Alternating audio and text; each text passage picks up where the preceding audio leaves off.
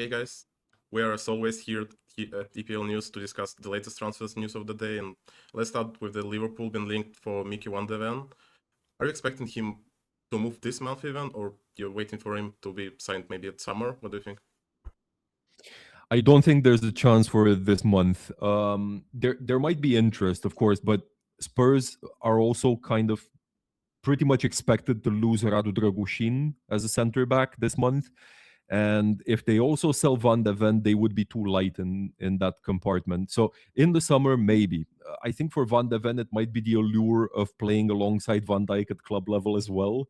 So for a team that can actually challenge for trophies regularly, I'm sure that is attractive to him. It would be a good one for Liverpool. I just don't see it happening this month. But let's talk about Man United a little bit, you, the mega fan. They are very, very seriously looking at Sunderland and Noah Sadiki. Sources are saying that they're preparing a deal involving Manuel Ugarte going the other way. What do you think? How would you feel about this?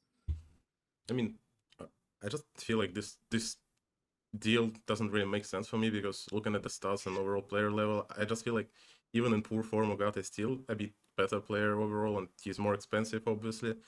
And if they really, if they're considering just a swap deal for this one, it just makes no sense for me. But if they just want to bring him in a team as a transfer, if they put like 30 mil or something like that for the player, it might end up being better for the squad depth. But as a swap deal, as I mentioned, I just don't see it happening. But moving to Bournemouth, we also the rumors that Bournemouth are not going to let Marco Senesi move this month, but player already rejected the the contract proposals from the club, and he's expected to leave club at summer for free. Do you think like this is the right call from Bournemouth, or they should have let him go and cash in?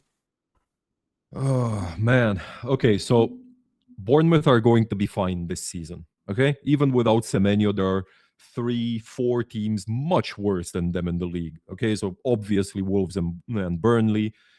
I would say West Ham and Forest as well, perhaps Leeds. Bournemouth are definitely going to stay up, but it will feel, of course, like a bit of a disappointment after the way the season started for them. Now, as for Senesi, I don't get why they would not sell him. They're not playing in Europe. They're out of both the FA Cup and the League Cup.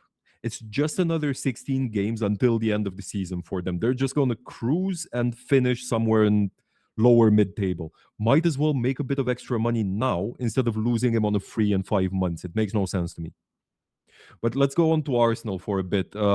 Gabriel Jesus, he said out in public that he wants to extend his contract with Arsenal.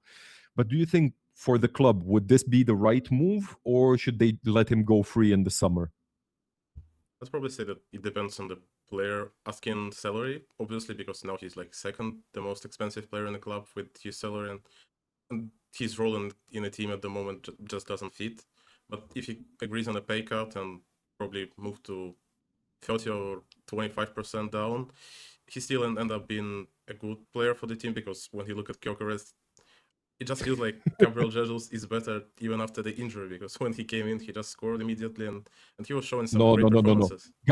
Gabriel Jesus is better injured than Gyökeres is fully fit. Yeah, probably fair enough. But let's move to Vinicius rumors, and there have been a lot for Chelsea, but recently we also saw Liverpool and Man City even probably interested in the player. What do you think? Is he really moving to Prem? And if he's so, which club do you expect needing him the most? I think, okay, Chelsea and City are covered when it comes to wingers. I don't think they need another winger, either of them. Liverpool, out of these three, are the team that could use his skills. But as a Liverpool fan, I want him nowhere near my club. He seems like a very troubled individual. He's far too much of a prima donna to blend in that locker room. I think someone like Andy Robertson is going to slap the taste out of his mouth in the first week for all his dubious antics. But sometimes I like to watch the world burn. So I hope Chelsea get him.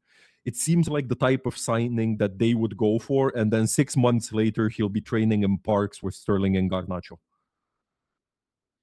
All right, so yeah, some very interesting transfer rumors out there. You guys should get down to the comment section. Let us know what you feel about these stories and which one of these has the best chance of going through. Go to the comments and let us know there.